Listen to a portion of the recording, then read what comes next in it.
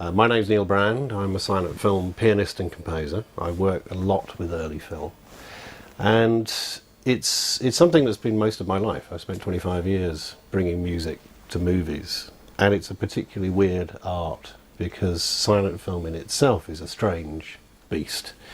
When you watch a silent film with no music at all, it actually is extremely hard to take a film seriously.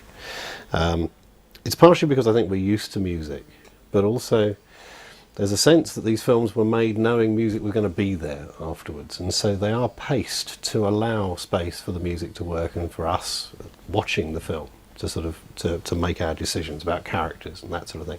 If you haven't got music there to help you do that, it really does turn it into a pretty hard slog. So in the case of The Wrecker, it was a film I was very interested in because I love railways and I love scoring films that got railways in them. And particularly the Southern Railway, that's the one I'm most interested in. But coming to it musically, it actually had its own challenges, there's no two ways about it. It's quite a tough film for an audience to take now because it was very much made for an audience of its day. This was an audience that would know the play because the play of The Wrecker had been very successful. It was the follow-on to The Ghost Train, written by Arnold Ridley. So it was a huge success. The film had to be a huge success as well. But what the adaptation seems to have done is, because the stage play is so stagey, I mean it only takes place in what amounts to 3 sets, they've made a big virtue of going out and filming on location and filming as much railway stuff as they possibly can. But in order to do that, they've simplified the plot right down until it's just this side of laughable, for my money. You're dealing with a very pleasant hero and very pleasant heroine, but a frankly ridiculous villain. It's as if a Bond movie villain had turned out to be a villain because he was running a coach company. You know, it just really doesn't take off from that point of view. And also there are some long scenes in it in which not a great deal happens, and some comedy relief which is not that funny by today's standards, and for all I know may not have been that funny then. So the music's got quite a big job to do. It's got to both work with the film as much as possible to actually make what the film requires happen. It's got to obviously fit the film, so it's got to go with everything right down to things like explosions and gunshots and so forth. They've got to be in exactly the right place. But it's also got to be for an audience now, which I've always felt is very, very important. My job, as I see it, is to build a bridge between the age of the film and the age the film was made and all the rest of it, and a modern audience, so that it brings them a little bit closer to the film and brings the film a bit closer to them, and we get some kind of join there. The period The Wrecker was made is a very interesting one, both from the film point of view and historically. It's 1929. Now, sound films first came into the cinemas, or began to come into the cinemas, at the very end of 1927. In this country, certainly by 1928. Which meant that any film made fairly soon after that had to have at least one eye on the sound market. Now, not all cinemas had sound by this time. It was a big investment to make to put sound into your cinema if you were running a cinema that was doing perfectly well with silent film anyway. So most films at this time were made in both silent and sound formats. It meant that any cinema that could run sound could have a sound version. Any cinema that couldn't would just have a purely silent version. So The Wrecker is an instance where we have a silent film, purely silent film, but which appears to have at least 1 and possibly 2 sound sequences in it. Now, what this means is that at the time, the film could have been released with a soundtrack of just music. So in other words, you'd have a sound, but it would still have intertitles. So it would be like any other silent film. But these 2 sequences appear to be sound sequences because they are long-held shots of somebody speaking with a microphone or a speaker in shot. Now, the first one is actually the newsreader right at the very, very top, which could feasibly have been a sound shot, or it could even have been a sound prologue added to the film after, with a later release, which is possible. The other one, which is much more fundamental and which we've actually addressed in the soundtrack, is the one in which Barney is played his own voice, which has been recorded, and in which he finds out that they now know that he's the Wrecker. And that we decided to actually put a voice in at that point. It means that this film is a silent film for the whole duration except for that one moment. But because the shot is such a long shot and so long held, and has that kind of requirement to it that we should be able to hear something coming out of the speaker, we've put that in. Also, 1929 was a very interesting time for the railways, because by that time what was to be eventually the kind of killing competition from road was well and truly established. At the end of the First World War, a whole load of new materials were made available for people to be able to transport freight by road rather than by rail. The railways were having a really difficult time of it, and obviously weren't getting subsidy. They were having to be run on purely private basis. There was, they were as always, they were the ones who got the least help. And so you can sort of understand, not only from the plot point of view, that this is a plot about the competition between a coach company and a rail company, but also that Southern Railway's involvement with the film was there for purely commercial reasons. I mean, it is a vast amount of help that the Southern Railway has given to Michael Bulk and Gainsborough Films. They're shooting on Waterloo Station. That must have been difficult in itself. They're shooting trains arriving, trains leaving. Fabulous travelling shots of trains, one of which I've never seen before, must have involved having a camera right out on a platform to one side of the locomotive, on a piece of double track line where they knew there'd be no train coming the other way, otherwise it would have taken the camera with it when it went. And which then actually comes around in a pan, and then the shot at the other end of the train, where you have the shot of the train with the camera out to one side, which then pulls inside and into the carriage, and you then get the scene played. I mean, that I've never seen anywhere else. This is technically very sophisticated and would have needed a lot of help from the railway company.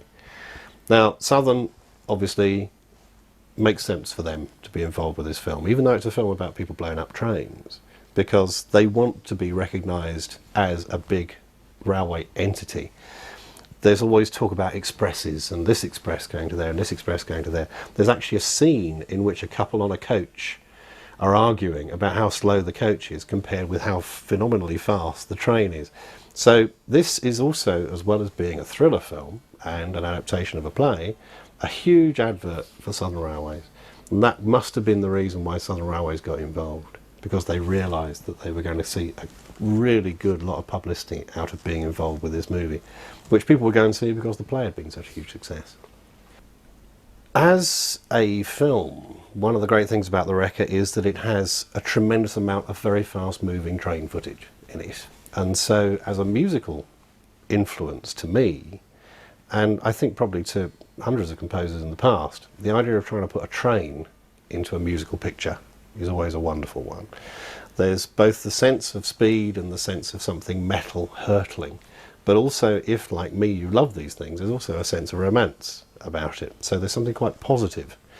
What this allowed me to do musically was to both give a sense of an edge of tension almost all the way through the film, by taking the idea of a moving train, and a moving train that could potentially hit something that was going to destroy it, but even laying that sort of music over some of the scenes which don't work half as well. I mean, I'm thinking of some of the slow scenes in the film, and there are a couple of scenes where you've met characters and they have a kind of slightly desultory conversation, and not a lot of plot gets moved on during that scene. At that point, I've tended to put in my railway music again, so that although we're in an office space, there's still this sense of a forward movement, of something driving forward. With the exception of the jazz, and I've used quite a lot of jazz in this, again to break the film up, but particularly because you have a whole dance hall sequence in which one scene takes place. Very good one too. And even when we're first introduced to the hero and his mates in the club car at the back of the train, there I've done a little sort of Hot Club de Paris feel piece of music, because that really does nail it down to its period, but it makes a lovely contrast with the big orchestral sound of everything else, and it kind of makes you smile. I love using music that actually gets people's feet tapping in silent movies, and it lifts you up, you know, sort of watching the movie, if you've got that kind of music behind it as well. So we obviously haven't got an orchestra, because we can't afford one, which is fair enough, but what I have got is a computerised orchestra. What I've done is I have scored this film as if I was scoring it for a full orchestra. So I've done it instrument by instrument. Each section I've come to, I've started with the one instrument that I felt would at least give me a way into the scene, and then I've orchestrated from around that. Usually I've started with the string chords, because with strings forming not just some sense of melody, but you get a sense of harmony as well, working with that as an indicator to get from the beginning of a scene to the end of a scene then means that if I've got a melody that's come out of that, I can then give that to a solo instrument to put over the top. The bass line comes out of it. Certain things will already be given by starting with that. If you just start with a single note instrument, like a clarinet or something, it's harder because you may set a line you think is wonderful, but then you've got to rework everything to fit in terms of harmonic structure behind that. So this is the machine I'm working with. I've set all my instruments here down one side, so trumpet, trombones, tuba, that's the brass section, piano, guitar, bass, drums, that's my little jazz combo, harp, and then various string sounds, full strings, which is just great big sounds of bowing strings, but also spiccato violins, which is the very sort of chunk, chunk, chunk, chunk sound you get, pizzicato, and that goes for violins, violas, cellos and basses, so that you actually get the sense of the whole orchestra sort of sprung out. And these lines here show where there's an instrument playing, so that's where I've actually laid in the sound of a harp doing what it does.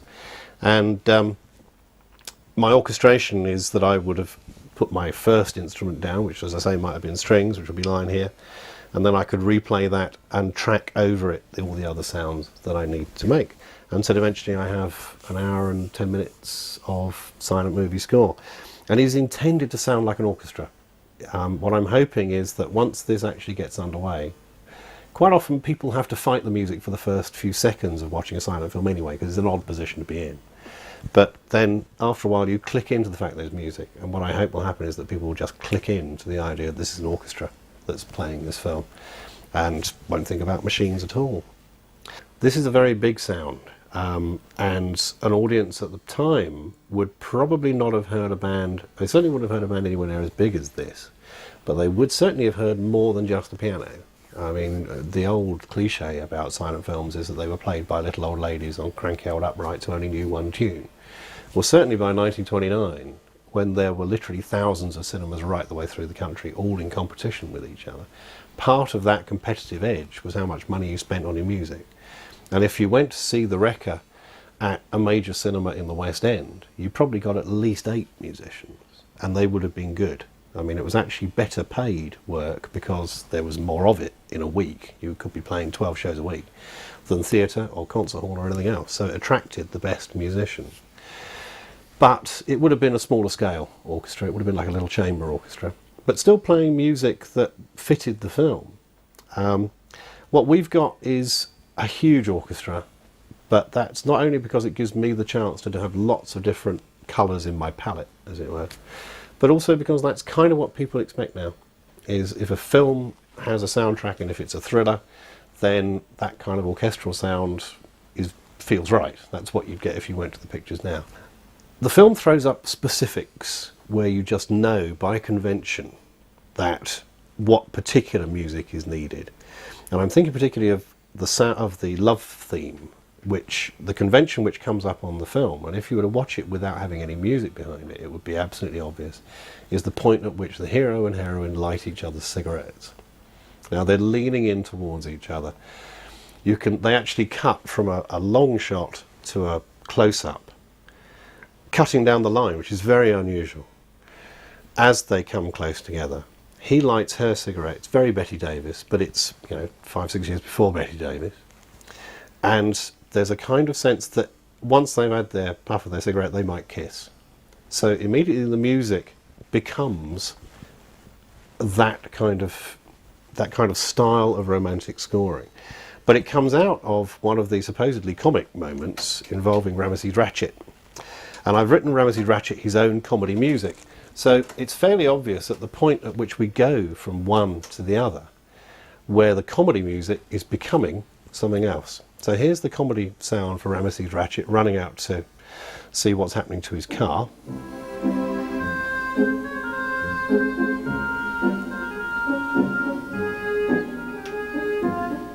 it's kind of a little pointless tune over a kind of slightly broken backed accompaniment, which is basically him. He's kind of slightly broken backed and very ineffectual. Now we're into them, and here's the love theme.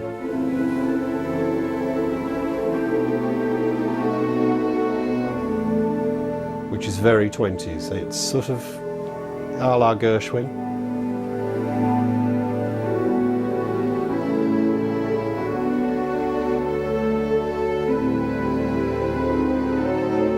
But long held shot of the two of them.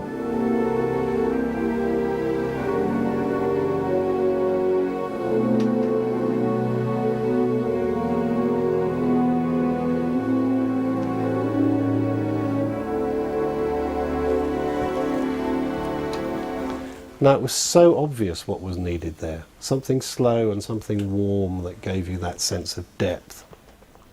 Obviously, what the film is mostly about is transitions. You're making a transition quite often from a very fast scene to a quite slow scene, from an internal scene to an external scene, from something in which everything is at rest and easygoing to something where there's sudden threat coming. So, to give an indication of how I've gone about scoring the first big crash in the film, for instance, and it's the famous one, it's the one that was set up with the Foden lorry being driven onto the railway line. We come out of the introductory scene where we first met the hero and his mates in this coach, and I've given it that a very light jazz feel. It is supposed to be light and airy, everything's fine, and we cut out to the coach on the other side of the road that's having trouble getting down the road and the train's overtaking it. Everything's just dandy. And then you begin to get the first indications of something not being right. So, here we are. Look there, Roger. Motor coaches will always be your biggest problem or whatever. And they look out at the people in the motor coach. And we've got this lovely upbeat music going. And then they come away from the window again. And these two have been a comedy moment all the way through this sequence, the big lady and small husband. And then during this shot I actually bring in the first sense of danger, which comes with the strings here. We've lost all the jazz, so that we're already in a different place. There's the Foden lorry, ba-bum, ba-dum, which is real uh-oh, uh-oh in the music. As he drives up onto the line, get this long shot of the train moving very fast. They don't know. The guy runs away. The driver sees, and suddenly all hell breaks loose. Speeding up, speeding up, speeding up, speeding up. Hit. There.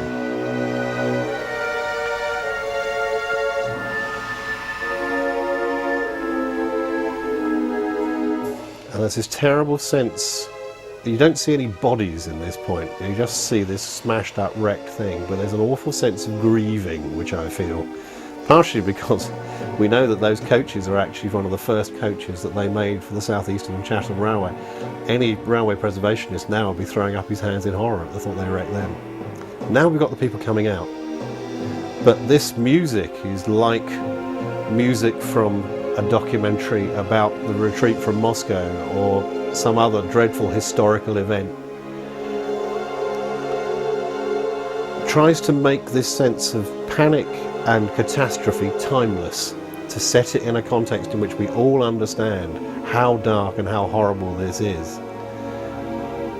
Rather than making it fast and furious, which is what previously the music was, this is the pity. This is going, oh my God, how horrible.